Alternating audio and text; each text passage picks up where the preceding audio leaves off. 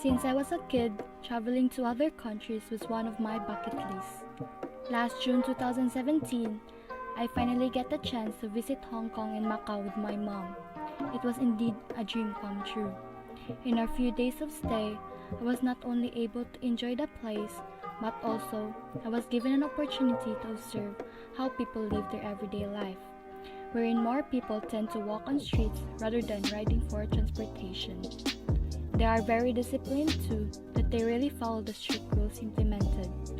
The locals welcome their visitors with a pleasant smile, and even one local shared a table with us during our first meal. These are just some of the things that I observed and made me like their country. In our first few days, we really had a hard time communicating and reaching out with some locals. We only had a few maps that helped us in going to some places that we want to, especially during our free time at night, but that didn't hindrance us from enjoying our days in there. When we tried our public transportation, we met an old local lady who was very approachable and helped us, especially when she knew that it was our first time in their country.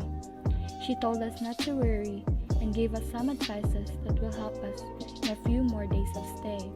As days goes by, we were not able to adjust and we're not already hesitant to explore more of their place. I've learned that in visiting to other countries, you should not limit yourself to explore, because it is one way that will help you gain more learning and friends. You should have the courage to learn the basics in their culture too.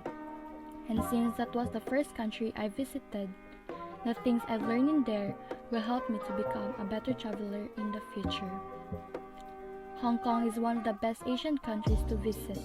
Aside from seeing the most beautiful attractions that they are proud to have, they also make sure that their visitors will feel at home, especially when you go visit some of their stores where they provide free delicious teas. You'll surely enjoy their own version of street foods too, and meet some Filipinos working there. My Hong Kong and Macau trip will always have a special place in my heart, and I hope this story of mine will encourage you to visit these places too.